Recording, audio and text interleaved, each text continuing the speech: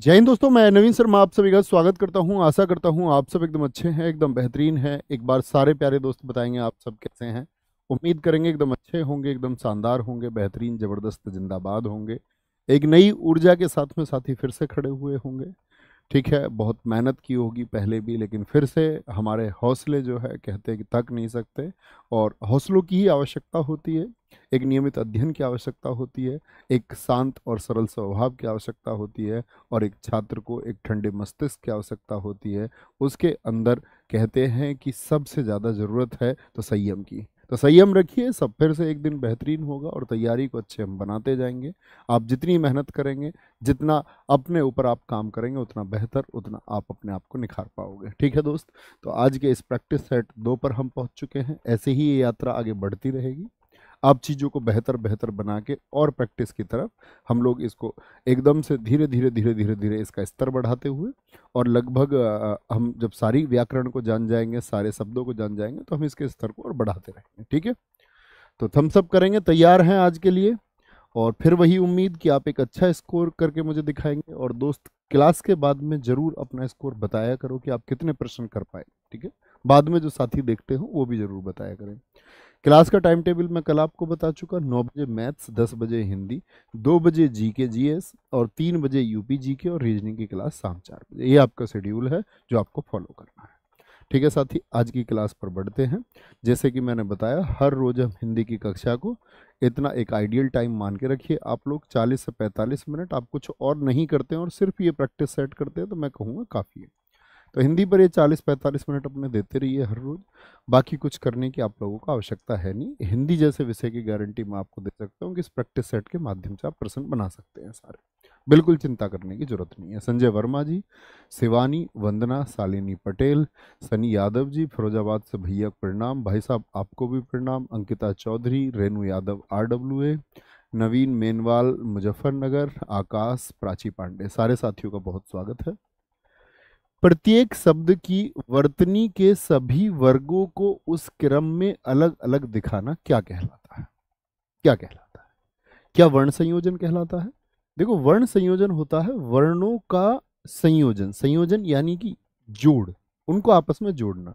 जैसे क और ए को मैं जोड़ूं, क और ए को मैं जोड़ूं तो क्या निर्माण होगा?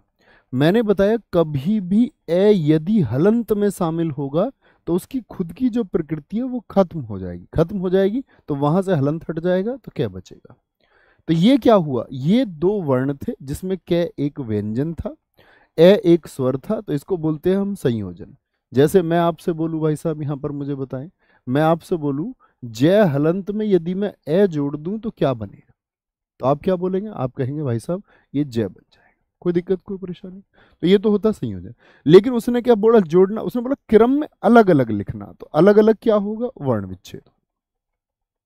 अलग अलग क्या होगा? वो वर्ण विच्छेद होगा। जैसे वर्ण विच्छेद को ही अलग अलग लिख के दिखाइए। जैसे मैं उम्मीद करूंगा मेरे सारे साथी वर्ण विच्छेद जानते होंगे। एक बार थम्स अप करें। तो एक बार तो वर्ण को लिख के दिखाइए, और एक बार आप विच्छेद को लिख के दिखाइए कि इसके वर्णों को यदि आप अलग अलग लिखें तो कैसे लिखें। जैसे वर्ण में क्या है? व। मैंने आपको बताया प्रत्येक व्यंजन में क्या होता है? एक स्वर होता है। तो व में एक ए जरूर होगा। व में एक ए जरूर होगा। वर्ण, बोलिए इसको। वर्ण। तो व के बाद में किसकी ध्वनि आई? वर्ण। व र अण। तो र कैसा है? ये आधा या पूर्ण? लिख के बताओ सारे। तो आप कहेंगे भैया ऊपर वाला जो र होता है वो आधा होता है। ये आप सब लोग जानते हैं। सिरोरेखा के ऊपर कोई भी रे होगा इस तरह का, ये आधा होगा। बाकी सारे रे पूरे होते हैं, पूर्ण होते हैं। अब आया अणे। तो अणे में भी क्या मौजूद होगा? एक ए होगा। तो ये वर्ण विच्छेद हो गया। समझे जी बात को? कोई दिक्कत, कोई परेशानी? अच्छा मुझे ये बताओ विच्छेद को कैसे लिखेंगे? तो आप कहेंगे भैया वे में भी क्या है? लघु ई मौजूद है, एक स्वर हो गया। च कैसा? आधा की पूरा? भैया च आधा। तो अगर च आधा है तो उसमें क्या ए होगा? जैसे यहां देखिए वे में ए क्यों था? क्योंकि वे पूर्ण था। तो च आधा हो गया। छ में क्या होगा साथी आपका? एक ए स्वर हो गया। और द में क्या हो गया? द पूर्ण है तो एक ए उसमें भी होगा। यानी स्वर होता है, अगर आधा नहीं है तो स्वर मौजूद होगा। कोई दिक्कत, कोई परेशानी? संधि आप जानते ही हैं। संधि क्या होता है? वर्णों के मेल से उत्पन्न विकार होता है। और संधि विच्छेद क्या होता है? फिर से अलग अलग करना, यानी शब्दों को अलग अलग करना। राम राम निष्ठुर आखेटक में निरीह पक्षी को मार डाला। राम राम निष्ठुर आखेटक, आखेटक बोलते बहेलिया शिकारी को, ठीक है। निरीह पक्षी को मार डाला वाक्य में अपेक्षित है, क्या क्या होना चाहिए? दो विस्मयादि बोधक चिन्ह और एक पूर्ण विराम। एक पूर्ण विराम से काम चल जाएगा, एक अल्पविराम और एक पूर्ण विराम लगेगा कहीं, या एक विस्मयादि बोधक और एक पूर्ण विराम। राम राम, देखो जब विस्मयादि बोधक होगा तो शुरू में उसने राम राम का उच्चारण किया, तो ये क्या हो गया? ये विस्मय है, ठीक है। तो दो तो ये हो गए। और निष्ठुर आकेटक ने निरीपक्षी को मार डाला, तो वाक्य जब पूर्ण होगा तो एक पूर्ण विराम भी लगाया जाएगा, एक पूर्ण विराम भी आएगा साथ ही। तो क्या हो जाएगा? विकल्प ए एकदम से सही हो जाएगा, कोई दिक्कत कोई परेशानी। निर्देश है प्रश्न में मात्र एक शब्द की वर्तनी शुद्ध है। सिर्फ एक शब्द ऐसा है जिसकी वर्तनी कैसी है? शुद्ध है, उसे चिन्हित कीजिए। यानी एक शुद्ध है तो बाकी सब अशुद्ध हो गए, तो बाकी गलत लिखे हुए हैं, तो ये पहचानना है आपको, बड़े ध्यान से पहचानेंगे जी साहब। आसाम क्या सही लिखा हुआ है? जी भाई साहब एकदम से ठीक लिखा हुआ है। कश्मीर क्या सही लिखा हुआ है? जी नहीं, कश्मीर होना चाहिए। क्या? कश्मीर होना चाहिए। गुवाहाटी क्या सही लिखा हुआ है? तो आप बोलेंगे गुवाहाटी। और कभी भी आप लोगों को स्कोर अपना झूठा स्कोर नहीं बताना, याद रख लेना। बेशक से आपका 10, 15, 20 कुछ भी स्कोर आता हो, आपको हमेशा ईमानदारी के साथ स्कोर लिखना। चेन्नई क्या ठीक है भैया? नहीं जी, चेन्नई होना चाहिए। क्या होगा? चेन्नई। क्या होना चाहिए? चेन्नई होना चाहिए। मैं कुछ शब्द लिख रहा हूं, मुझे बताइए ये सही है या नहीं है। अभ्यस्त, और यदि सही नहीं है तो अपनी कॉपी पर सही लिखिए भाई साहब, ठीक है ना। हमेशा कॉपी पेन लेके बैठना है। देवार्षि सही होगा। जयमाता या सही है कि नहीं है? अगर सही नहीं है तो फिर सही करके दिखाइए। संसारिक क्या शब्द मैंने सही लिखा हुआ है? संसारिक क्या शब्द मैंने सही लिखा हुआ है? अक्षुण्य शब्द मैंने सही लिखा हुआ है या नहीं लिखा हुआ है? बताएंगे एक बार। अक्षुण्य तो क्या बोलेंगे? अभ्यस्त शब्द कोई शब्द नहीं होता, आदि को बोलते हैं। जैसे हैबिट हो जाती है किसी चीज की तो उसको बोलते हैं हम अभ्यस्त, आदि। देवार्षि नहीं होता, देवर्षि होता है। देवर्षि, ठीक है। देव धन ऋषि, आ का कोई अर्थ नहीं होता। जयमाता नहीं होती, जामाता होती है। क्या? जामाता। ओके। संसारिक कभी भी इक लगा मिल जाए बाद में और आगे लघु हो तो संभव नहीं है, सांसारिक होना चाहिए। कैसा होगा? सांसारिक। संसारिक तो हो ही नहीं सकता, क्योंकि इक लगता है तो पहले वाले स्वर का दीर्घीकरण होता है। जैसे मैं आपसे एक शब्द बोलता हूं, सामाजिक शब्द हो सकता है यस और नो। सारे साथ बताएंगे, सारे साथी बताइए, सामाजिक शब्द हो सकता है कि नहीं हो सकता? सामाजिक। तो आप कहेंगे नहीं भैया कभी हो ही नहीं सकता, सामाजिक होगा। क्यों होगा? क्योंकि इक लगा। और यदि इक लगा है तो क्या होगा? पहले वाले का दीर्घीकरण होगा। मैं आपसे बोलूं जैसे कि दोस्त, साप्ताहिक शब्द हो सकता है कभी सही? साप्ताहिक। तो आप कहेंगे नहीं भैया, कभी भी इक लगा हुआ है तो पहले वाले का क्या होगा? दीर्घीकरण होगा। तो ए कभी नहीं आ सकते, आ की ध्वनि आएगी हमेशा, साप्ताहिक होगा। ऐसे एक एक शब्द आप भी सोचने का प्रयास करें, और कौन कौन से हो सकते हैं? बहुत हो सकते हैं। अक्षुण्य कोई शब्द नहीं होता, बने रहना उसी स्थिति में, ये होता अक्षुण्ण। क्या होता है? अक्षुण्ण होता है। आगे आए। निम्न में से कौन सा शब्द है जो भाववाचक संज्ञा नहीं है? भाववाचक संज्ञा नहीं है, क्या बोलेंगे जी? ममता भाववाचक संज्ञा है, जी हाँ। समता, जी हाँ, बस समानता की बात कर रहे हैं। जैसे आप लोग पढ़ते होंगे पॉलिटी में भी समानता का अधिकार, यानी वो क्या? एक भाव है, अदृश्य भाव। कटुता, ये भी एक भाव है। लेकिन लता, बेल जो होती है, बेल जो वृक्ष के सहारे चढ़ती है, बेल के जैसी तो अन्य बेल होती है, दृश्यमान भी है। बेल आपको दिखती है नहीं दिखती? जी दिखती है। भाववाचक संज्ञाएं क्या होंगी? याद रख लेना, एक तो ये अदृश्य होती हैं, कभी दिखती नहीं है, अदृश्य होती हैं। और साथ में क्या होंगी? ये हमेशा एक वचन होंगी, ठीक है। भाववाचक संज्ञा कैसी होंगी? सदैव, याद रखेंगे दोस्त इस बात को, भाववाचक संज्ञा सदैव एक वचन होगी। तो ममताएं कभी मत कर देना, समताएं मत कर देना, कटुताएं मत कर देना, क्योंकि वो क्या है? वो भाववाचक संज्ञा है। पूछ लेता है सब बहुवचन बनाने को दे देगा, बोलेगा कौन सा नहीं होगा सही। तो लता का बहुवचन हो सकता है या नहीं? अगर हो सकता है तो मुझे बना के दिखाइए एक बार। लता का क्या हो जाएगा जी? बाद में यदि आपका दीर्घ आ के साथ में है तो इस तरह का क्या हो जाता है? अगर स्त्रीलिंग शब्द है तो आपका लताएं में परिवर्तित हो जाएगा। लताएं हो जाएगा। ठीक है, कोई दिक्कत कोई परेशानी नहीं। तो ये क्या हो गया, लता के जैसी और लता दिखती भी है, जी हाँ। तो क्या बोलते हैं, जातिवाचक संज्ञा क्या होती है आपकी, दृश्यमान होती है, वो दृश्य होती है। निम्नलिखित प्रश्नों में से 4 विकल्पों में से उस विकल्प का चयन करें जो सर्वनाम के भेद का सही विकल्प है। जिसको हमने बुलाया था वह आया है। तो सर्वनाम के कितने भेद होते हैं, पहले तो ये बताइए मुझे सारे दोस्त सबको। मैं ये तो जानूं आप लोगों के बेसिक्स अच्छे हैं या नहीं। जिनको नहीं पता है वो उनको आगे जानना, अगली कक्षाओं में कभी पूछा जाए तो आपको कहना है सर्वनाम के कुल 6 भेद होते हैं। ठीक है, कितने भेद होते हैं, 6 भेद होते हैं। कुछ दोस्त 4 लिख रहे हैं, यानी कि कुछ नए बच्चे भी हैं। तो क्या बोलेंगे, जिसको हमने बुलाया था वह आया है, संबंध जोड़ दिया। 2 उपवाक्यों का संबंध जब जोड़ेगा तो क्या होगा साथी, आपका हमेशा संबंधवाचक होगा। क्या होगा, संबंधवाचक होगा। और कौन कौन से शब्द होते हैं, जैसे जो और सो। ठीक है, जो और सो, जैसा और वैसा, जैसा बोगे वैसा काटोगे। ठीक है, जिसका, क्या बोलेंगे, जिसका उसका, या जिसकी बोल दे, जिसकी लाठी उसकी भैंस, तो ऐसे ही बनते जिसका उसका। तो ये क्या होते हैं, ठीक है, ये सारे के सारे होते हैं संबंधवाचक। निश्चयवाचक सर्वनाम में क्या होगा, एक निश्चित बात होगी। जैसे मैं बोल दूं निश्चित बात, यह मेरी मेरी कमीज है, यह मेरी कमीज है। तो क्या बोलेंगे भैया इसमें, तो यदि 2 सर्वनाम शुरुआत में पड़ोसी हो जाए तो निश्चयवाचक सर्वनाम होता है और निश्चित वस्तु का बोध कराता है। लेकिन मैंने आपको एक बात बताई थी, यहां एक नीचे एक मैं वाक्य लिख रहा हूं, यह कमीज मेरी है। उस वाक्य को देखिए और इस वाक्य को देखिए, तो आप क्या बोलेंगे बताएंगे, यह कमीज मेरी है। सारे साथी देखे, दोनों में कुछ अंतर दिख रहा है आपको। यह मेरी कमीज है, यह कमीज मेरी है, अर्थ एक ही है लेकिन संरचना में अंतर आ गया। यहां सर्वनाम का पड़ोसी सर्वनाम, लेकिन यहां सर्वनाम का पड़ोसी कौन हो गया, कमीज। भाई कमीज तो क्या, कमीज के जैसी तो और कमीज भी होती हैं, और जिसके जैसे और होते वो जातिवाचक संज्ञा होती है। यानी यहां सर्वनाम का पड़ोसी संज्ञा हो गया, और सर्वनाम का पड़ोसी शुरुआत में यदि संज्ञा हो जाए दोस्त तो क्या होता है, बताना जरा, सार्वनामिक विशेषण होता है। सारे साथी जानते होंगे।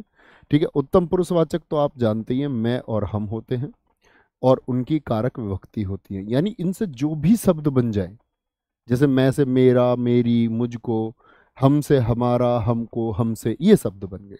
निजवाचक में क्या होता है, जब खुद की बात आए, मैं खुद मैं खुद स्कूटी से गिर जाऊंगी, मैं खुद पोछा मैं खुद पोछा लगाऊंगी, ऐसे लिख लो, ये वाला सही है, मैं खुद पोछा लगाऊंगी। तो खुद की जब बात आए, स्वयं की, अपने आप, मैं अपने आप कपड़े धोऊंगी, मैं अपने आप पढ़ूंगी, मैं अपने आप मंदिर जाऊंगी, मैं स्वयं अध्ययन करूंगी। तो इस तरह से जब बात करें, यानी जब खुद की बात करें तो क्या होगा भैया, फिर निजवाचक होगा। ठीक है, स्वयं की बात आए, आगे आएंगे। निम्नलिखित में से कौन सा विशेषण संज्ञा से नहीं बना है। मैं उन साथियों से उम्मीद करूंगा, देखो जो पहले से हिंदी जानते हैं उनके लिए प्रैक्टिस बड़ी अच्छी चीज है, जो नहीं जानते हैं तो दोस्त रोज जो सीखे ना वो अगले दिन आपको पता होना चाहिए। यानी निजवाचक आप आज जान गए क्या होता है, तो वो आगे कभी गलत नहीं करना है। ठीक है, निम्नलिखित में से कौन सा विशेषण है जो संज्ञा से नहीं बना है। श्रीमान, ये श्री शब्द से बनता है, एक संज्ञा शब्द है, भाववाचक संज्ञा शब्द है। दान एक भाववाचक संज्ञा शब्द है, दान से बना है, दानी। ठीक है, ये चमक एक भाववाचक संज्ञा शब्द है, चमक से बना है, चमकीला, एकदम ठीक है।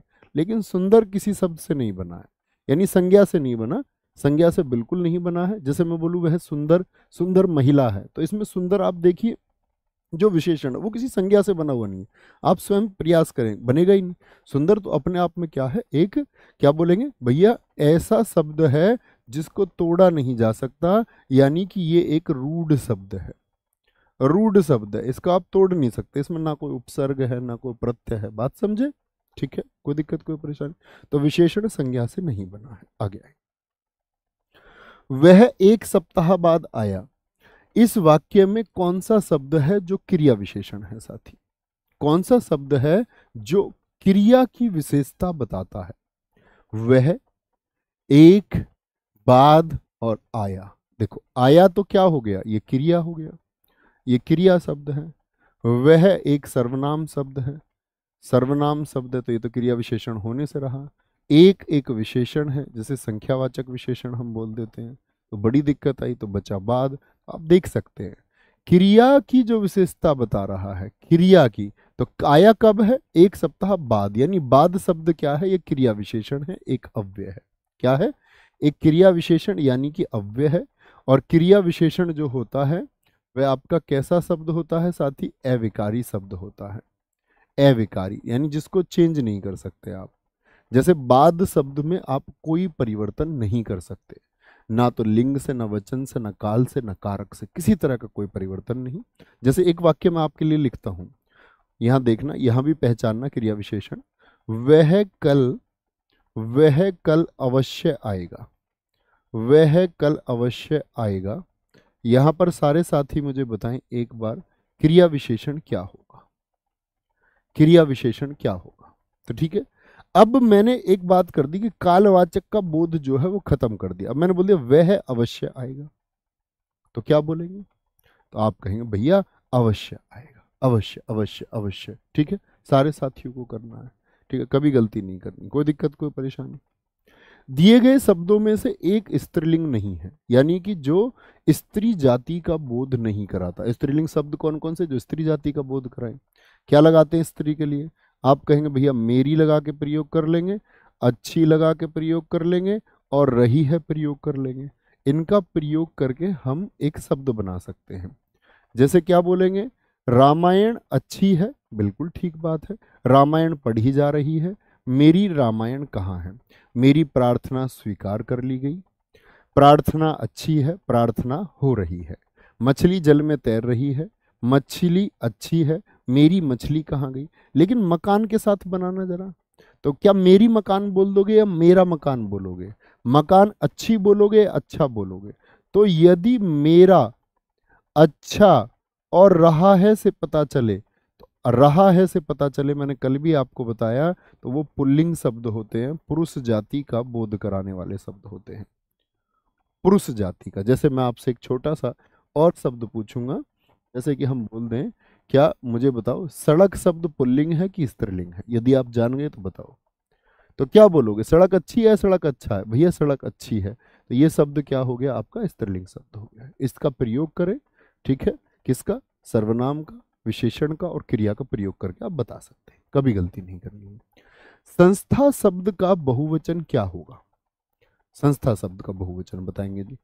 संस्थापन होगा, संस्थाओं होगा, ठीक है, और संस्थाएं होगा, या संस्थाएं होगा। तो क्या बोलेंगे? विकल्प सी होगा, विकल्प सी होगा। ठीक है, जैसे मैं यहाँ आपसे कुछ पूछता हूं, मुझे बताओ घोंसला शब्द का बहुवचन क्या होगा?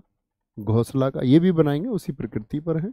चादर का बहुवचन क्या होगा? बहुत पूछे गए शब्द भी हैं अन्य अन्य आयोगों में। बेल का बहुवचन क्या होगा? बेल का। चौथा आप मुझे बताएं, महीना का बहुवचन क्या होगा? महीना की वर्तनी भी ध्यान से देखना, इसी तरह लिखा करो हमेशा। याचना का बहुवचन क्या होगा? याचना नहीं अब रण होगा, याचना नहीं अब रण होगा।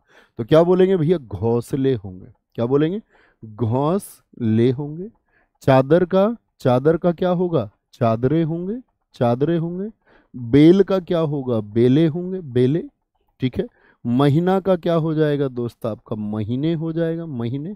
और याचना का क्या हो जाएगा सारे साथियों का? ये देखना चाहो, याचना का। अपनी कॉपी पे लिख दो इस शब्द को मेरे कहने से। एक पतली सी कॉपी इस प्रैक्टिस सेट के लिए अलग बना लो, रफ कॉपी, ठीक है, उस पर जब मैं बोलूँ तो लिखा करो चीजों को। याचना का क्या होगा? याचनाएं होगा कि याचना? भैया याचना का बहुवचन याचना ही रहता है, ठीक है, याचना का याचना ही रहेगा, कभी गलती नहीं करनी। अब देखो सारे दोस्त याचनाएं लिख रहे थे, मुझे पता था तुम यही लिखोगे। अच्छा, दूसरी चीज समझते हैं। ये बात तो समझ में आई कि भैया चादर है, ए स्त्रीलिंग शब्द है तो ए से बना देंगे, स्त्रीलिंग शब्द ए तो ए से बना देंगे, और आपका पुल्लिंग शब्द आके साथ में बने या स्त्रीलिंग आके साथ में तो बने, तो हमेशा नियम तो एक लगता है, लेकिन याचना का बहुवचन याचना ही होगा। अच्छा देखो यहाँ पर, अगर मैं तुमसे पूछ लेता संस्था का तिर्यक रूप क्या होगा? संस्था का तिर्यक रूप, तो इन चार विकल्पों में से बताओ किस विकल्प में संस्था का तिर्यक बहुवचन लिखा हुआ है? तिर्यक बहुवचन लिखा हुआ है। जैसे भाई मैंने बोल दिया संस्थाएं, विकल्प सी था, तो संस्थाएं संस्थाएं बहुत तरक्की कर रही हैं, तो वाक्य बन गया ये तो बिना किसी कारक के।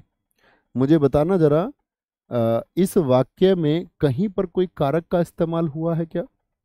कहीं पर कोई कारक है? आप कहेंगे भैया कोई कारक नहीं है, तो यदि कोई कारक नहीं है तो ये शुद्ध बहुवचन रूप हो गया कि वाक्य बिगर कारक के बन पा रहा है।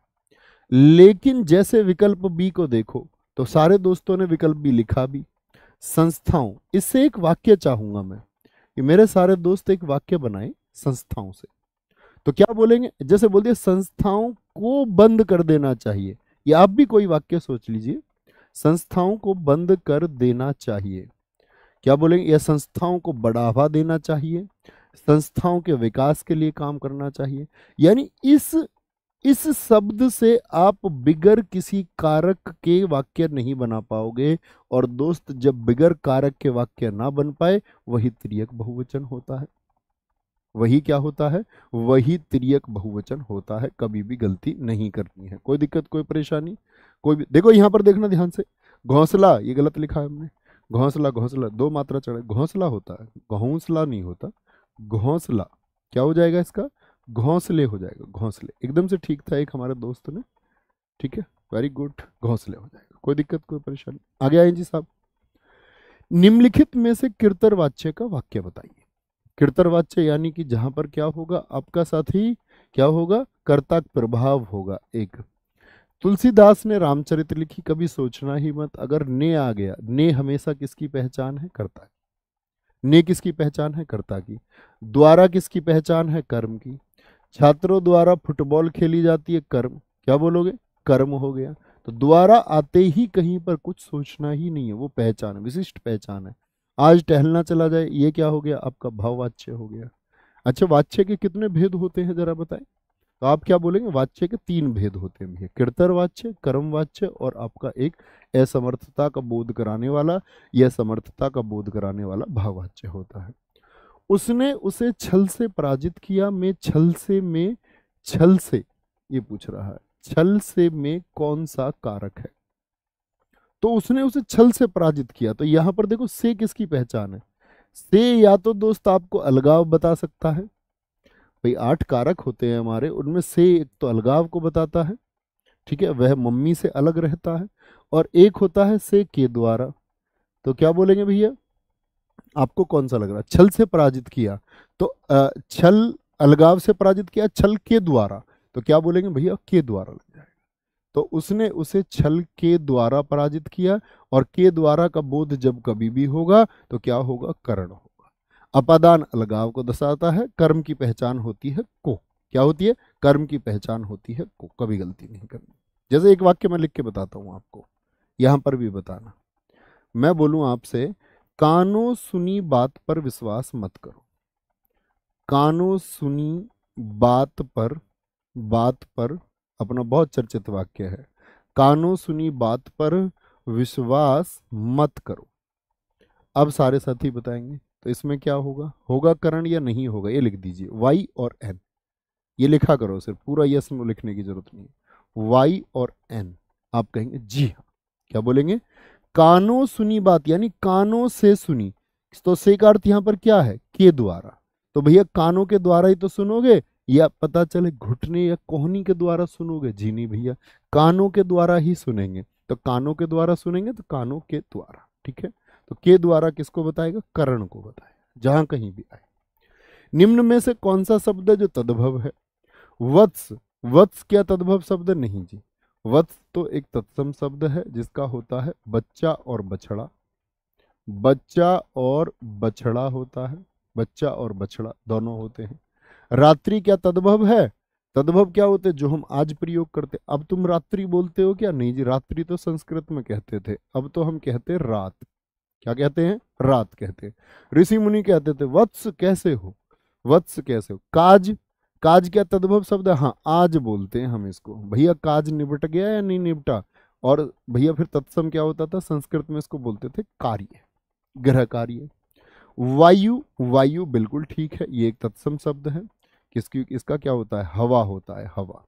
कुछ शब्दों के तत्सम तद्भव मैं आपसे जानना चाहूंगा, मुझे बताना। जैसे मैं बोलूं आपसे कि सॉरी, ओहो हो खिसक गया, चलो इसको थोड़ा सा और खिसका लेते हैं। हाँ अब ठीक है ना? नहीं, ठीक बिल्कुल भी नहीं है। हम्म, चलो कोई बात नहीं है ना, ठीक है, आप देख लेना थोड़ा सा। मैं आपसे कुछ पूछता हूँ, मुझे बताओ कोयल का तत्सम क्या होगा? कोयल का तत्सम क्या होगा? कपड़ा का तत्सम क्या होगा? काज से हम लोग ले रहे हैं इसको, कपड़ा। कपास का तत्सम क्या होगा? अब ये मत बोल देना जी कपड़ा भी मैं नहीं जानता कि तद्भव शब्द है, वो जानना होगा। कपास होगा। कंधे का बताइए, कंधा का तत्सम क्या होगा, कंधा का। और काटना का बताइए, काटना का दोस्त आपका तत्सम क्या होगा, काटना। तो कोयल का क्या होता है, कोकिल होता है। बताना 5 में से 5 किसके ठीक है। कपड़े का क्या, करपट का होता है। कपास का करपास होगा, क्या होगा, करपास होगा। कंधा का क्या होगा, स्कंद होगा। और काटने का क्या होगा, कर्तन होगा, क्या होगा, कर्तन होगा। ये काटना हो जाएगा, क्या हो जाएगा, काटना हो जाएगा। ठीक है जी, आगे। एक में उपसर्ग नहीं है, किसी एक में उपसर्ग नहीं है, बताएंगे किस में नहीं है। अध धन अन्ना, यहां पर अधुपसर्ग है, यहां पर तो है भैया। अधूरा, ठीक है, अधूरा इसमें है, जी हाँ है। अरहर एक दाल है, पूर्ण शब्द है साथी, रहार मत कर देना। अरहर में कोई उपसर्ग नहीं है, अधर्म में ए है, यहाँ पर ए है और वहां पर अध है, वहां पर अध है, ठीक है। उपसर्ग कहाँ प्रयोग होते हैं? कल मैंने आपको बताई एक बात याद है, उपसर्ग शब्द है कि शब्दांश है? तो आप कहेंगे ये शब्द के पहले प्रयोग होने वाले शब्दांश है, और इनका अपना कोई अर्थ होता है नहीं होता? आप कहेंगे भैया शब्दांश का अपना कोई अर्थ नहीं होता, क्योंकि हिंदी भाषा में सबसे छोटी इकाई जो अर्थ देती है वो शब्द है, और ये है शब्दांश, यानी शब्द का भी अंश है। तो जब शब्द की सब छोटी इकाई है अर्थ देने वाली, तो उसका छोटा हिस्सा कैसे अर्थ दे देगा? तो शब्दांश का अपना अर्थ नहीं होता कोई। आप कई किताबों में देखोगे उप के लिए लिखा मिलेगा, छोटा, निकट, वो एक नजदीकी अर्थ बताता है, वह उसका शुद्ध अर्थ नहीं होता, वह उसका शुद्ध अर्थ नहीं होता, नजदीकी अर्थ होता है। जैसे मैं आपसे कुछ उपसर्ग पूछ लूं, या मैं आपसे बोलूं कि भैया मुझे बताना कि मैं जो शब्द लिख रहा हूं ना उसमें किसमें कौन सा उपसर्ग है, गलती नहीं करनी है। जैसे पहला प्रश्न बताएं, अवनत एक शब्द है, इसमें उपसर्ग बताइए क्या होगा। अवनत उन्नत का विलोम शब्द है। मिलान, मिलान का, मिलान में बताइए क्या उपसर्ग होगा। अधीर में बताइए दोस्त मुझे क्या उपसर्ग होगा, अधीर में। अश्व में बताइए क्या होगा उपसर्ग आपका, अश्व में। और अटल में बताइए, अटल में क्या उपसर्ग होगा, सारे साथी बताइए। तो अवनत में क्या होगा देखें जी भैया, तो अवनत में आप कहेंगे भैया अव होगा, एकदम से ठीक है। मिलान में, मिलान में क्या होगा बताएं, अधीर में ए मुझको स्पष्ट दिखता है, अश्व अटल में मुझको अस्पष्ट दिखता है। ये दोनों आपके काम हुए, ये तो भैया मैं कर ही नहीं पा रहा, आप कर पाएंगे। तो मिलान में मी धन लान, भैया कोई उपसर्ग नहीं है मिलान में। आन उपसर्ग, मिल धन आन उपसर्ग नहीं जी, आन तो एक प्रत्यय है, मिल धन आन ये प्रत्यय से बना हुआ शब्द है, ये आपका प्रत्यय से बना हुआ शब्द है, इसमें कोई उपसर्ग नहीं है। अश्व में कुछ भी नहीं है, वो एक साथी आपका रूढ़ शब्द है। रूढ़ शब्द मतलब जिसको तोड़ा ना जा सके। ये जरूरी नहीं है कि हर शब्द में उपसर्ग होगा, यहां से हमको समझना होगा शब्द निर्माण कितने प्रकार से किया जाता है। मैं आपको हमेशा बताता आया हूं, पुराने छात्रों को बताएंगे तो भैया शब्द निर्माण की 4 विधियां होती हैं, जिसमें एक तो संधि के द्वारा, यानी आप जोड़ के द्वारा, ठीक है। एक आपका साथी समास के द्वारा, समास के द्वारा। तीसरी प्रक्रिया होती है कि आप किसी उपसर्ग का प्रयोग करके उस शब्द में कोई विशेष परिवर्तन ला सकते हैं। और चौथा होता है साथी आपका प्रत्यय, क्या होता है, प्रत्यय होता है। तो ये 4 प्रकार से शब्द का निर्माण होता है, और ये चारों प्रकार आपको पता होने चाहिए, ठीक है जी। आगे बढ़ेंगे मित्र। चारु का विलोम शब्द बताइए। विचारु, अचारु, निचारु या सुचारु, या फिर सुचारु होगा तो क्या बोलेंगे जी? तो अचारु का मतलब होता है किसी का किसी की तरफ चाव होना, अचारु होगा, ठीक है, किसी प्रकार का कोई लगाव नहीं, आचारु। आ से बताइए मुझे, आहत का विलोम शब्द क्या होगा, आहत का विलोम शब्द क्या होगा। आवृत का विलोम शब्द क्या होगा, वृत, व्रत नहीं वृत। अम्र का, ये वर्तनी में बड़े पूछे जाने वाले शब्द, अमर का। आकुंचन का विलोम बताइए, आकुंचन का बड़े पूछे जाता है, आकुंचन। आलस्य का विलोम बताइए, आलस्य का विलोम बताइए। ठीक है, बोलेंगे गजब तरीके से। आहत का होगा अनाहत, क्या होगा? अनाहत होगा। आवृत का होगा अनावृत, क्या बोलेंगे? आवृत का होगा अनावृत। अमर का होगा मृत्य, क्या होगा? मृत्य होगा। आकुंचन सिकुड़ना का होगा प्रसारण, क्या होगा? प्रसारण होगा। और आलस्य का क्या होगा? आपका उद्यम होगा, क्या होगा? आलस्य का उद्यम। गलती नहीं कर। ओके जी, आगे आएंगे। मुकुल निम्नलिखित में से किस शब्द का समानार्थी है? कमल, मीन, कनक या फिर कली? तो कमल तो कमल तो आप जानते हैं, कमल के क्या होते हैं साथी? आपका कमल का अरविंद हो जाएगी, अरविंद हो जाता है, सरसिज हो जाता है, सतदल हो जाता है, नलिन हो जाता है। ठीक है, सतदल आराम से याद करेंगे, दो दो तीन तीन, लेकिन अगली बार पता होनी चाहिए। ठीक है, जलज बोले, पंकज बोले, जल में जिसका जन्म हुआ हो, पंक अर्थात कीचड़ में जिसका जन्म हुआ हो, कीचड़ में। ठीक है, मीन क्या होता है? मीन किसको बोलते हैं? मछली को। मछली को, मछली का एक एक पर्यायवाची बताइए भैया जी। सफरी होता है, सफरी। झस होता है, झस। ठीक है, झक होता है, झक। ये किसके हैं? मछली के हैं। कनक किसका होता है? सोने का, गोल्ड का।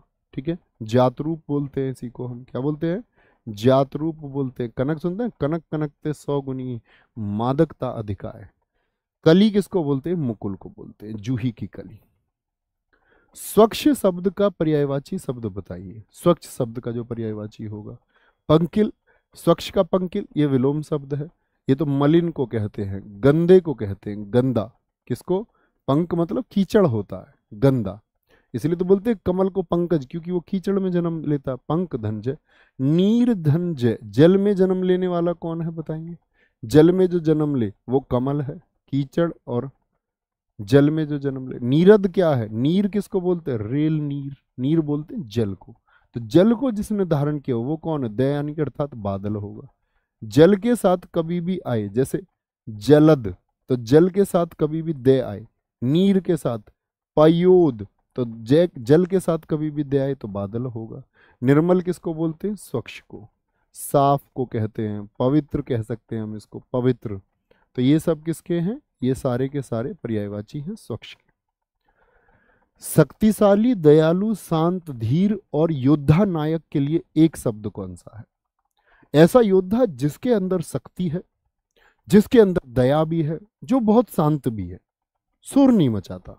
ठीक है, और ऐसे नायक के लिए एक शब्द कौन सा हो? धीर ललित, धीरोदात्त, धीरोदात्त, या फिर आपका इनमें से कोई नहीं। तो धीरोदात्त होता है, क्या होता है? धीरोदात्त। धीर ललित क्यों नहीं कर सकते? देखो, मृदु स्वभाव वाला जो होगा, कैसा? आप कहेंगे भैया शांत और धीर तो लिखा हुआ, तो मैंने बोला मृदु स्वभाव वाला योद्धा नहीं होता वो मृदु स्वभाव वाला कला प्रेमी होता है। क्या होता है? जो कला को प्रेम करता है। ठीक है, वो ईर्ष्या नहीं रखता कला के प्रति और मृदु स्वभाव रखता है। ओके। धीरोदत्त क्या होता है? जो अपनी प्रशंसा करने वाला योद्धा होता है, जो बताता है कि मैंने ये कर दिया, मैंने ये कर दिया, मैंने ये कर दिया, अपनी प्रशंसा करने वाला। मेरी वजह से ये हुआ, नहीं तो ये हो ही नहीं पाता। क्या बोलेंगे? अपनी प्रशंसा करने वाला। महाशय का संधि विच्छेद होगा, बोलेंगे भी फटाफट से। बहुत शाबाश गुरुजी, पेपर में मेरा एक भी नंबर नहीं कटा था। नाम क्या है दिखाए? ऊपर गया। खो दिया तुमने, चलो कोई नहीं। मह धन आशय, महाधन आशय, महाधनशय, महधन आशय। तो क्या होगा? महाधन आशय। मुझे बताइए कौन सी संधि है इसमें? कौन सी संधि है? तो आप बोलेंगे भैया समान के साथ जुड़े तो आपका दीर्घ संधि होती है, दीर्घ संधि। ठीक है, दीर्घ संधि होती है। बहुत बढ़िया जी। जैसे मैं आपसे कुछ शब्द पूछ लूं और उनके संधि आपका, यानी कि आप मुझे बताएं उसका संधि विच्छेद बता दें। धर्मार्थ का संधि विच्छेद बता दो। महात्मा, ऐसे ही शब्द कुछ ले लेते हैं। महात्मा का संधि विच्छेद क्या होगा? दीर्घी के साथ में ले लीजिए। अवनीश का संधि विच्छेद क्या होगा? कॉपी पे करना दोस्त, मुंह जबानी नहीं करना है। कभी पता चलता है बहुत सारे छात्र क्या गणित को भी मुंह जबानी देखते रहते हैं। अभी हमारे गांव में एक चाची हैं, तो वो चाची कह रही कि भैया हमारी लड़की का सिलेक्शन नहीं हो रहा है, सिलेक्शन नहीं हो रहा। खूब पढ़ती है, खूब। और हम तो जब देखते हैं फोन में क्लास ही देखती रहती है तुम्हारी। मैंने कहा फोन में क्लास, कह रही पूरी, अभी ये सर्दियों की बात है थोड़ी, कह रही पूरी सर्दी चली गई, रजाई में लेट के लड़की ने फोन क्लास। मैंने कहा लेट के पढ़ाई कर रही है, मतलब इस बात का क्या मतलब है? तो आप कहेंगे कि भैया, आप कहेंगे भैया पढ़ाई को हमेशा आप लोगों को स्थिर बैठ के बहुत अच्छे से कॉपी पेन के साथ में लेना है। गुरुजी पे इसका प्लीज लेवल बढ़ाओ। दोस्त अपना लेवल देखो, ये है। आपको कोई और लेवल देखना, एक अध्यापक नहीं, मुझसे 1000 गुने अच्छे टीचर यूट्यूब पे मौजूद हैं।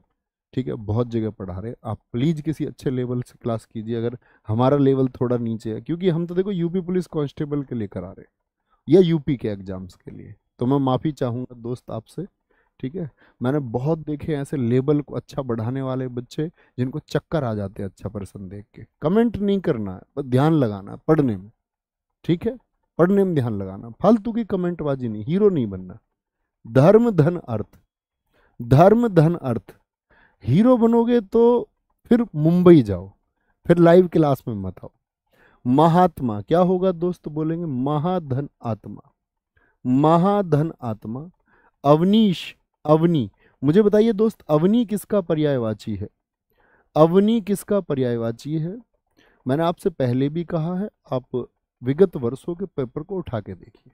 आप इस कक्षा से जुड़े रहते हैं तो मैं ये कहूँगा, ग्रामर का पोर्शन आपका किसी ग्रुप डी परीक्षा से, कहीं टीजीटी पीजीटी परीक्षा के स्तर तक भी प्रश्न पूछा जाए, आरओ एआरओ पूछा जाए, मैंने कभी नहीं पढ़ाया ऐसी परीक्षाओं के लिए। ना पढ़ाने की आवश्यकता, मुझे नहीं लगता कि मैं उसके लिए कोई अपना बैच लॉन्च करूं, बहुत हिट हो सकता है। ठीक है, कोई स्पेशल कोर्स लेके आऊं हिंदी का, मैंने मना कर दिया, मैं नहीं लेके आऊंगा। आवश्यकता ही नहीं है कि मैं अपने छात्रों को फ्री ऑफ कॉस्ट एक प्रैक्टिस सेट के माध्यम से फ्री में समझा सकता हूँ, जरूरत ही नहीं। तो क्या बोलेंगे, छात्रावास। तो इसीलिए पढ़ना बच्चों, बहुत बातें नहीं करनी है। छात्र धन आवास। अब इस बच्चे से सावधान का संधि विच्छेद देख लेते हैं एक बार, दिखा देना भाई, मानेंगे ये हमारा बच्चा कर देगा। ठीक है, अब समझ गया होगा। इतनी बातें सिर्फ उस बच्चे के लिए नहीं है, तुम सबके लिए भी है, कभी समझो उनके लिए अकेले। सावधान, से धन अवधान, ए आ हो गया आपका। धर्म अर्थ, महात्मा, अवनी धन ईश, अवनी पृथ्वी का पर्यायवाची मेरे साथियों ने बताया। वेरी गुड, आगे चलते हैं। समास की दृष्टि से एक युग्म अशुद्ध है, कौन सा होगा जी? समास की दृष्टि से भरपेट, भरपेट राष्ट्रभक्त में बता रहे हैं तत्पुरुष समास, भरपेट में अव्ययी भाव, देश निकाला में ये बहुवीरी बताते हैं, और हुक्का पानी में ये द्वंद्व बताते हैं। जरा देखें कब होगा। तो क्या बोलेंगे, भरपेट होगा अव्ययी भाव। क्या होगा, भरपेट होगा अव्ययी भाव। तो भर्षक, तो अव्ययी भाव तो एकदम ठीक है, मैंने कल ही बताया। भर किसका प्रयास, भर्षक, तो भर अव्यय हो। राष्ट्रभक्त, राष्ट्र का भक्त तत्पुरुष हो गया आपका, संबंध काके की रारेरी, एकदम ठीक हो गया। देश निकाला, देश से किसी को निकाल दिया, तो देश से भैया अगर निकाल दिया तो देश से अलग हो गया, यस और नो, जी भैया। और जब चीज अलग हो जाए तो क्या हो गया, यहाँ पर अलगाव है एक। और अलगाव दोस्त किसकी पहचान है? तो आप कहेंगे भैया वो तो अपादान तत्पुरुष की पहचान है। किसकी पहचान है दोस्त? अपादान तत्पुरुष की पहचान है। अलगाव, अलग हो जाना। जैसे कि मैं कुछ शब्द लिखता हूं, आप भी लिखिए। मैंने लिखा दोष मुक्त, सिर्फ इसमें मैं एक को गलत लिखूंगा तो बताना कौन सा है। दोष मुक्त हो गया दोस्त आपका। जैसे मैं बोल दूं ऋण मुक्त, तो देखना जरा, दोष से मुक्त हो गया, मतलब अदालत में एक मुकदमा चल रहा था, एक दोष लगा हुआ था, आरोप लगा हुआ था, आरोप से वो मुक्त हो गया। तो आरोप से अलग हो गया, नहीं हो गया? जी भैया हो गया। ऋण मुक्त, ऋण से अलग हो गया, नहीं हो गया? यानी कि ऋण अब उसका छुटकारा, ऋण से उसको छुटकारा मिल चुका है। सेवानिवृत्त, जैसे कोई रिटायर हो गया, तो जो उसकी सर्विस सर्विस थी, नौकरी थी, उससे वो रिटायर हो गया, यानी मुक्त हो गया। जी भैया। आशातीत, आशा से परे, यानी आशा अलग है उससे जो आप सोच रहे हैं। कर्तव्य विमुख, कोई कोई व्यक्ति अपना कर्तव्य भूल जाता है कि उसका कर्तव्य क्या है। एक पुत्र के तहत, एक भाई के तहत, एक पति के तहत उसके क्या कर्तव्य वो उनको भूल जाता है। काम चोर, काम से जी चुराने वाला, यानी इसका काम से दूर दूर तक मतलब नहीं होता, यानी कि ये काम से अलग ही रहता है, बचता है काम से, जो काम चोर होता है। गुणहीन, जो गुण से क्या हो गया, अलग हो गया। जैसे मैं आपसे बोल दूं रोग, रोग युक्त, तो मुझे बताइए एक मैंने दोस्त गलती से गलत लिख दिया, कौन सा गलत है? बोलेंगे क्या? बोलेंगे दोष ऋण मुक्त, गुरुजी ऑनलाइन बैच, दोस्त एप्लीकेशन पे जाके आप बैच ले सकते हैं। यूपी पुलिस कांस्टेबल के लिए खाकी बैच है, खाकी 2.0 है। जब खाकी 3.0 आएगा तो आपको बता दिया जाएगा। अगर जिसके लिए खाकी 3.0 आएगा उनके लिए पहले जिन्होंने खाकी ले रखा है या खाकी 2.0 ले रखा था उनको वो फ्री ऑफ कॉस्ट मिलेगा, ठीक है। वो जैसे आप कहेंगे देख लेंगे, उसमें एप्लीकेशन में पढ़ना चाहोगे पढ़ा देंगे, कोई दिक्कत नहीं है। पुराने छात्रों को सबको फ्री मिलेगा जितने रजिस्ट्रेशन कर चुके हैं। बोलो जी भैया क्या होगा, तो आप क्या बोलोगे भैया, रोग युक्त। रोग युक्त 8 लिख रहे हैं सारे साथी, यानी रोग युक्त, युक्त का मतलब जुड़ा हुआ है, और जुड़ा हुआ है रोग से युक्त है, तो भैया ये तो करण में चला जाएगा। रोग के द्वारा, रोग के द्वारा इसकी पहचान होगी। कौन सा वाक्य संयुक्त वाक्य का उदाहरण है, ना कोई आया ना कोई गया, ये तो निर्भर करता है इस पर, ये तो मिश्र हो गया। वह जैसे आया वैसे ही गया, मिश्र हो गया। वह आया और गया, वह आया तभी तो गया, ये भी मिश्र हो गया। वह आया और गया, तो जब दोनों उपवाक्य अलग अलग को और के द्वारा जोड़ा जाता है तो संयुक्त वाक्य होता है, कोई दिक्कत ही नहीं है। आगे आएंगे। निम्नलिखित में से एक वाक्य त्रुटिपूर्ण है जिसमें अशुद्धि है, बताएंगे कौन से, क्या होगा। यूपीएसआई जी बिल्कुल ले सकते हैं इस कक्षा को, दोस्त रोज कक्षाएं करनी है। पर पता दिक्कत क्या होती है, हर कक्षा में नए बच्चे भी जुड़ते हैं, सवाल उनके बहुत होते हैं। अब तुम सोए रहते हो जब कक्षाएं चलती है, हम धीरे धीरे पहुंच जाएंगे 10वीं 20वीं कक्षा पर, कुछ दोस्त आएंगे फिर पूछेंगे। बता दो अपने दोस्तों को कि इस कक्षा से आप जुड़ सकते हैं। हिंदी का वनडे का कोई भी एग्जाम आप देते हैं, इस कक्षा से जुड़ के आप अपनी हिंदी को बहुत बेहतरीन और बहुत शानदार कर सकते हैं। आपके भाई का वादा है आपसे। संभवतः मैं रविवार को आ जाऊंगा, एकदम ठीक है। जीती मक्खी निगली नहीं जाती है, ठीक है एकदम से। विद्या सदैव रहने वाला धन होता है, देखना सदैव सही लिखा हुआ है क्या। तो जब हम संधि विच्छेद सीखते हैं हम बोलते हैं सदा धन एव, तो कैसा बनता है, आ और ए मिलके अय बना देते हैं, और अय बनाते हैं तो दीर्घ अय बनता है, एक एक बनता है, जैसे एक धन एक, एक शब्द बनता है। तो क्या बनेगा आपका, तो अय धन अय हो या आधन अय हो, हमेशा क्या करेंगे आपका अय बनाते हैं। अय बनाते हैं मतलब दो मात्राएं यहाँ पर बनेंगी, तो ये गलत है, इसी में अशुद्धि हो गई, ठीक है। आगे देख लो। मुझे आशंका है कि निष्पक्ष चुनाव नहीं हो पाएंगे, एकदम ठीक है। हाँ रघुबीर देव रघुराया, के ही अपराध विसारेहु दाया, क्या बोले, के ही अपराध विसारेहु दाया। हाँ रघुबीर राम जी से बोल रही हैं, माँ सीता बोल रही हैं, के ही अपराध, ऐसा कौन सा अपराध हो गया, विसारेहु दाया, कि तुमने अपनी जो दया है वो भुला दी मेरे प्रति। वो वियोग में एक जो प्रसंग आता है आप लोग जानते हैं, जो एक प्रसंग आता है दोस्त की, उनको दूर होना पड़ता है माँ सीता जी से, तो के ही अपराध विसारुदा, कि मेरे लिए जो तुम्हारी दया थी वो तुमने भुला दी। तो ये वियोग की दृष्टि में कह रही है, ठीक है। किस अपराध में, किस अपराध, मेरी भव बाधा हरो, राधा नागरी सोए, जा तन की झाई परे, श्याम हरि दुति होए। दोनों पंक्तियों की मात्राएं तुम्हें गिननी है, बड़े धैर्य के साथ गिननी है। गिनना शुरू करेंगे दोस्त, मुझसे पहले गिन दोगे ये उम्मीद करूंगा। बोलेंगे मैं भी गिन लेता हूं, आप भी गिने, ठीक है भैया। तो क्या उत्तर आया होगा सबका, 13 11, कैसे जी, 2 2 1 1 2 2 1 2 2 2 2 1 1 2 1, ठीक है। मैंने बताया अगर दाएं हाथ की तरफ है तो हमेशा दो मात्राएं, और सिरोरेखा के ऊपर कोई मात्रा तो दो मात्रा, यहां कोई नहीं, एक एक। यहां देखना दाएं हाथ की तरफ मात्रा तो दो आ गया, यहां कोई मात्रा नहीं, दाएं हाथ की तरफ दो मात्रा, भैया दो मात्रा, दो मात्रा, भैया दो मात्रा, एक। ये बाएं हाथ की तरफ है तो एक मात्रा होगी, इधर वाली सारी मात्रा दो, ठीक है। जातन दो, एक एक दो, यहां पर दो दो एक दो, यहां पर गिन नहीं सकते, दो एक एक एक एक एक एक दो एक, ठीक है। दो और दो चार, दो छह, दो आठ, दो 10, 1 11, दो 13, दो और एक 3 3 6, दो 8, दो 10 और 1 11, ठीक है। 11 13 11, तो 13 11, तो मात्राएं यदि 11 हो, बात हुई थी 13 लाख देने की, लेकिन दिए कितने, 11 लाख। हो क्या गया, दो का धोखा, और दो यदि मात्राएं कम होंगी, दो का क्या होता है, धोखा होता है। भैया दोहा याद कर लेंगे, याद है या नहीं याद है जी। सोरठा में कितनी मात्राएं होती है, वहां पर होती है 11-13। बात थी 11 लाख देने की और दिए कितने, 13 लाख। तो शोर उठ गया, भाई 2 लाख ज्यादा दिए, जितना बोला उससे भी 2 लाख ज्यादा दिए। उदित उदयगिरी मंच पर रघुबर बाल पतंग में कौन सा अलंकार है? उपमा तो मैंने आपको कल बताया, वाचक शब्द होने चाहिए, सा से सी सम सरिस, तो ये कहीं पर है नहीं है जी। रूपक या क्या, जी हाँ। ये रूपक कब होता है, देखो जब उपमेय और उपमान को एक कर दिया जाए। क्या कर दिया जाए, उपमेय और उपमान को एक कर दिया जाए, यानी उनमें कोई भेद ना रहे।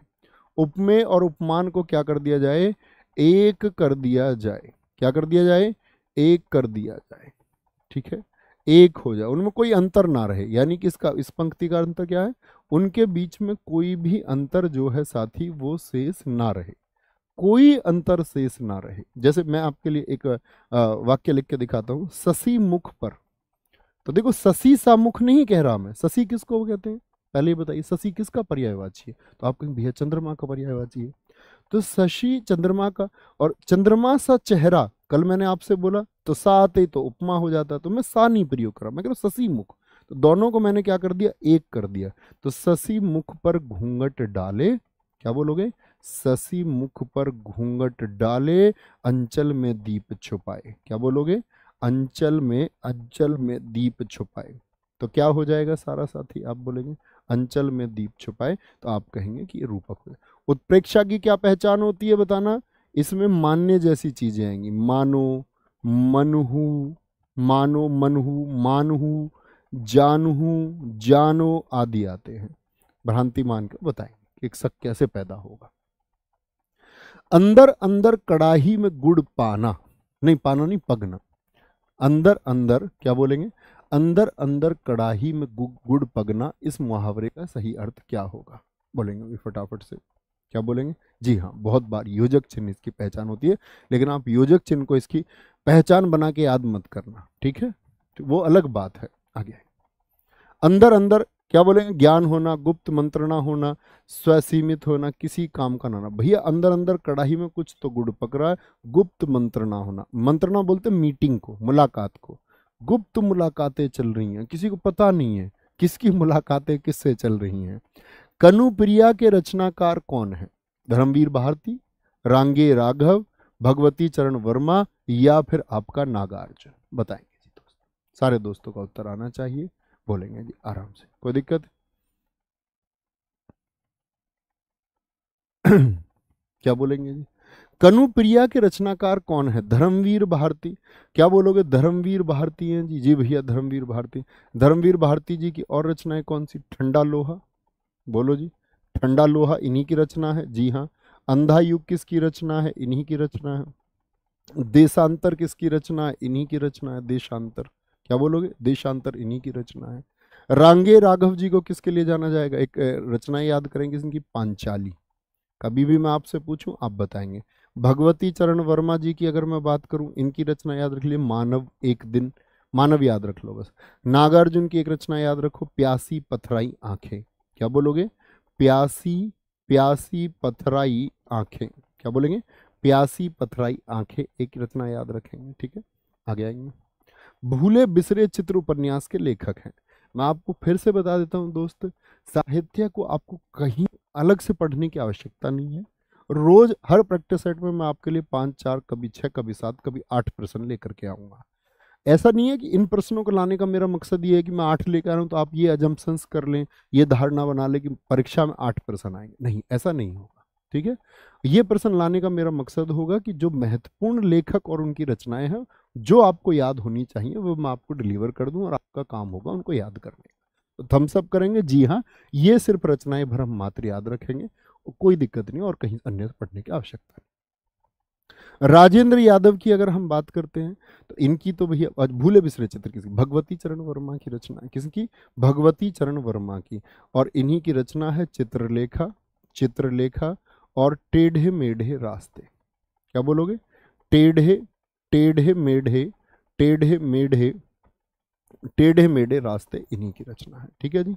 राजेंद्र यादव जी, इनकी पत्नी के साथ में इन्होंने लिखी थी क्या, 1 इंच मुस्कान। जान सकते हैं क्या? मैं बच्चों से जान सकता हूँ, पुराने छात्रों से, इनकी पत्नी का क्या नाम है जिसमें इनकी पत्नी इनकी रचना में सहलेखिका रही थी? बोलेंगे जी। यशपाल जी की अगर बात करते हैं, यशपाल झूठा सच याद रखेंगे। अभी इनकी और रचनाएं भी हम धीरे धीरे बढ़ाते रहेंगे। दादा कामरेड, क्या बोलोगे? दादा कामरेड, क्या बोलेंगे? दादा कामरेड। जैनेन्द्र कुमार की अगर हम बात करते हैं, मुक्तिबोध, मुक्तिबोध, परख, क्या बोलेंगे? मुक्तिबोध हुआ, परख हुआ, और सुनीता, क्या बोलेंगे दोस्त? सुनीता। ठीक है भाई साहब, ये कर ये किसकी है? जैनेन्द्र कुमार की रचना है। आचरण की सभ्यता निबंध के रचनाकार कौन है? मन्नू भंडारी, बहुत सारे दोस्तों ने लिखा। अंश त्रिपाठी जी ने सही उत्तर दिया। ठीक है, दीपक त्रिपाठी जी ने सही उत्तर दिया। सुनीता मौर्य जी ने सही उत्तर दिया। प्रविंद कुमार जी ने सही उत्तर दिया। रुद्रा यूपी 78 सही उत्तर दिया। Very good. आचरण की सभ्यता निबंध के रचनाकार कौन है? तो कौन है जी? सरदार पूर्ण सिंह है। सरदार पूर्ण सिंह के दोस्त बहुत निबंध प्रसिद्ध है। मजदूरी और प्रेम, आप लोगों ने शायद यूपी बोर्ड में पढ़ा भी हो, जो साथी यूपी बोर्ड के रहे होंगे। मजदूरी और प्रेम, और साथ में एक होगा आपका सच्ची वीरता। क्या बोलोगे? सच्ची वीरता, सच्ची वीरता। प्रताप नारायण मिश्र जी की रचना की अगर हम बात करते हैं, तो प्रताप नारायण मिश्र जी की परीक्षा याद रख लो, परीक्षा महत्वपूर्ण है। बाल मुकुंद गुप्त जी की बात करें तो शिव शंभू का चिट्ठा बहुत प्रसिद्ध रचना है। शिव शंभू का, शिव शंभू का चिट्ठा, क्या बोलोगे? शिव शंभू का चिट्ठा। और महावीर प्रसाद द्विवेदी जी, महाकवि, महाकवि माघ का, महाकवि माघ का प्रभात वर्णन, सुबह के बारे में उन्होंने क्या लिखा है? महाकवि माघ का प्रभात वर्णन, महत्वपूर्ण रचनाएं। ठीक है, महत्वपूर्ण रचनाएं। अज्ञेय जी को किस कृति पर ज्ञानपीठ पुरस्कार मिला है? आप लोग मुझे एक बार बता दीजिए, ज्ञानपीठ पुरस्कार कब शुरू हुए? 11 लाख रुपए की राशि दी जाती है, एक शॉल दी जाता है, माँ वाग्देवी यानी माँ सरस्वती की प्रतिमा भी दी जाती है। तो पहली बार जी शंकर कुरूप जी को मिला था मलयालम भाषा के लिए।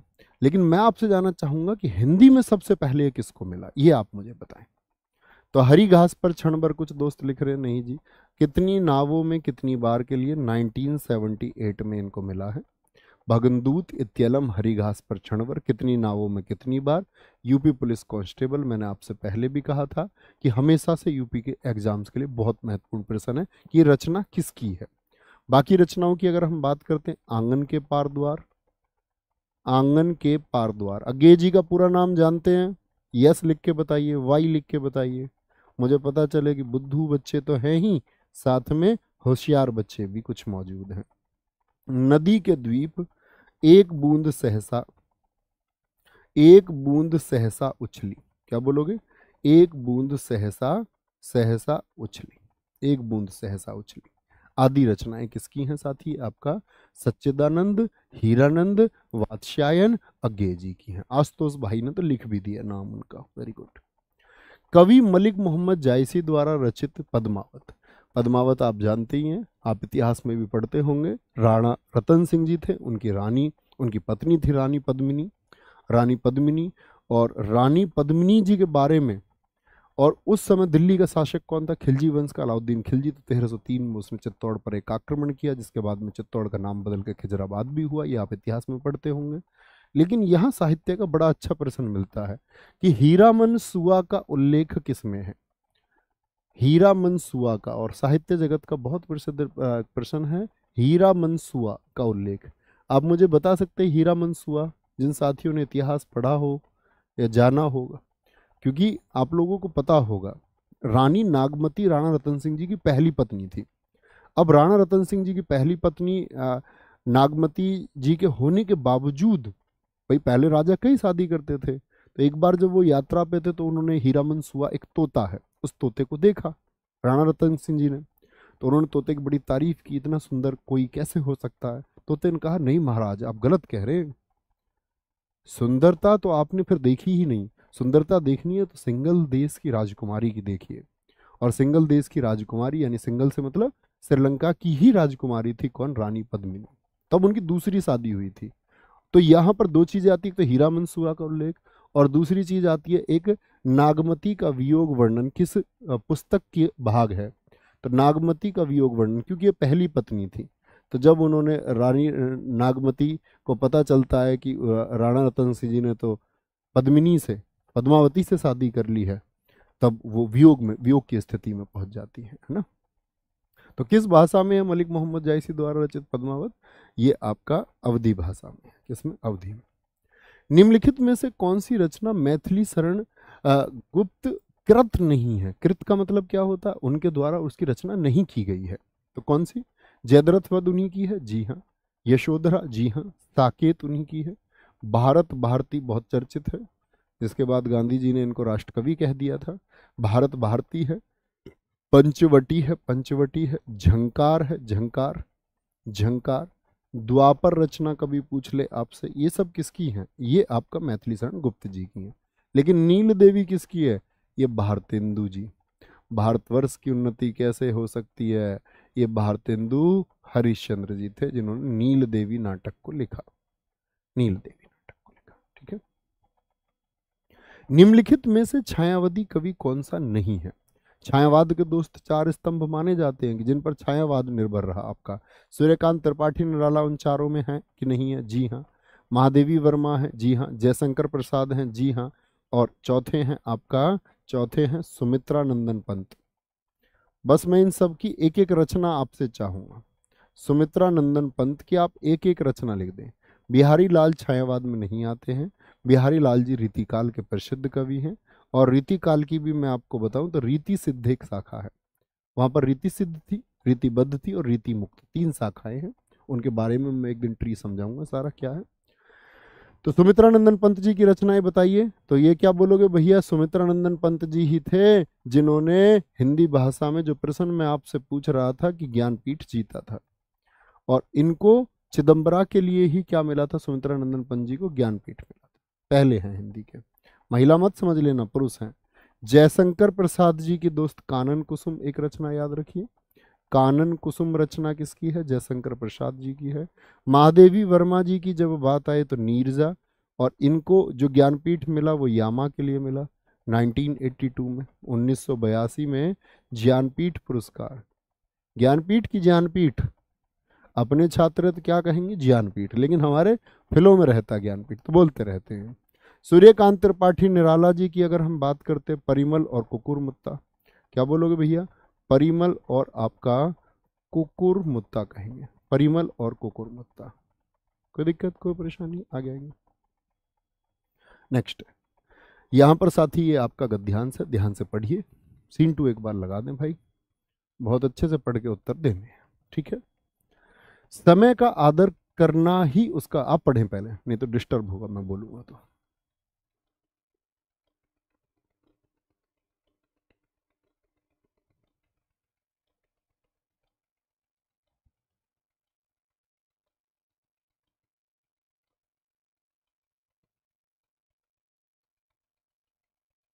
हटा दो, दिख रहा है शायद।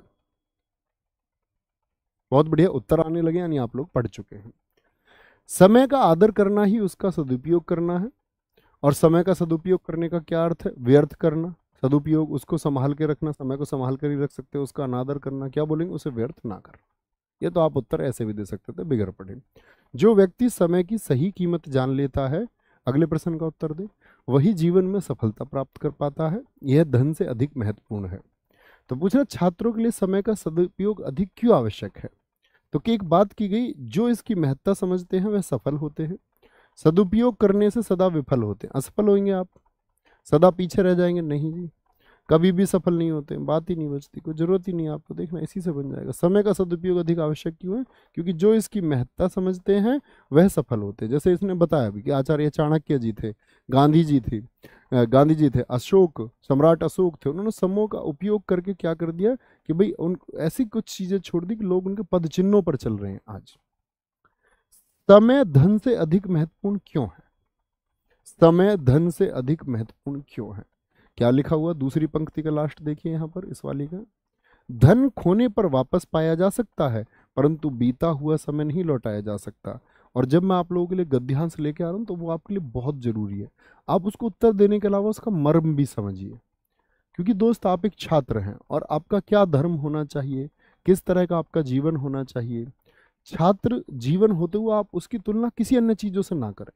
उस समय आप छात्र बने रहें और उसमें डूब के रहिए, मग्न होके रहिए, तब आप बहुत शानदार होके भविष्य में उभरेंगे। समय धन से अधिक महत्वपूर्ण क्यों है? क्योंकि समय वापस मिल जाएगा पर धन नहीं, ये वाला धन वापस मिल जाएगा भैया पर समय वापस नहीं मिलेगा। ठीक है। निम्न में से कौन सा विकल्प सजगता का पर्यायवाची नहीं है? उन्होंने क्या बोला? समय के प्रति सजगता, यानी समय अवेयर रहो, सजग रहो कि भाई कहीं समय तो आप अपना खराब नहीं कर रहे हैं, कहीं ऐसा तो नहीं है फालतू की अनावश्यक चर्चाओं में आप अपना समय व्यतीत कर रहे हैं, पता ही नहीं है आप घंटों किससे फोन पे बात कर रहे हैं और पता चला फिर बारात आ गई उसकी। निम्न में से कौन सा विकल्प सजगता का पर्यायवाची नहीं है? प्रमाद, तो सजगता यानी सतर्क रहो, चौकन्ने रहो, होशियारी से रहो भैया प्रमाद होगा, तो सजगता का पर्यायवाची नहीं है, यानी प्रमाद नहीं है। प्रमाद क्या होता? प्रमाद बोलते नशे को। नशा वो तो मद में है, पता नहीं किस में, वो तो उन्माद में है, नशे में। प्रमाद बोलते नशा नहीं होगा। ठीक है। सजगता का मतलब होता अवेयर है। आगे आएंगे। इस अनुच्छेद का सबसे उपयुक्त शीर्षक आप बताइए। जीवन और समय बताया गया है, लेकिन नहीं, सिर्फ जीवन की बात नहीं की गई, हमेशा छात्र को जोड़ा गया। किसकी बात की गई है? छात्रों के जीवन की बात की गई है और समय की बात की गई। तो साथी ये हमारे 37 प्रश्न थे। उम्मीद करूंगा आपने एक अच्छा स्कोर किया होगा। ऐसे ही हम आगे बढ़ते रहेंगे, धीरे धीरे हम इसको बढ़ाते रहेंगे। लेकिन दोस्त, आपकी तैयारी बहुत बेहतर हो सकती है, लेकिन अपने कमजोर साथी का हाथ भी आपको नहीं छोड़ना है, उसको साथ लेके आगे बढ़ना है। ये अच्छा छात्र धर्म है। और ऐसा नहीं हो सकता कि भाई हम एक कठिन सेट में बना सकता हूँ मैं, शायद आप लोग जानते होंगे, आप ऐसे प्रश्न हम रख सकते हैं 10 15 20 प्रश्न ना हो, लेकिन उसका कोई अर्थ नहीं है। हम सीखते हुए चलेंगे, धीरे धीरे सब कुछ हम जान लेंगे। ठीक है। तो आप जब कभी भी कक्षा करते हैं तो एक अध्यापक पर भरोसा आपको करना होगा। जो नए छात्र होंगे उनको शायद एक भरोसे में समय लगता है, लेकिन धीरे धीरे आप जुड़े रहेंगे तो आपको भी भरोसा होगा। पुराने छात्रों से एक सहयोग भी आपको मिलेगा और मेरी तरफ से भी अपेक्षित है कि आप उनको सहयोग दें। तो स्कोर एक बार लिखेंगे। अजय यादव जी, अजय काजल मिश्रा, आर के गुरु 63, बहुत बढ़िया। नवीन सर का लड्डू, बहुत शानदार। तुमको कोई खा ना जाए। और सुनो, तुम मिलो, नहीं कुछ और था, हाँ, तुम मुझे ख्वाबों में मिलते हो, तुम मुझे ख्वाबों में मिलते हो, वही काफी है, वही काफी है। मैं तुम्हें सामने से देखूंगा तो मर जाऊंगा। तो ख्याल रखिए अपना बहुत सारा। बाय बाय, टेक केयर, जय हिंद जय भारत। मिलते हैं कल। नमस्ते। जय हिंद जय भारत।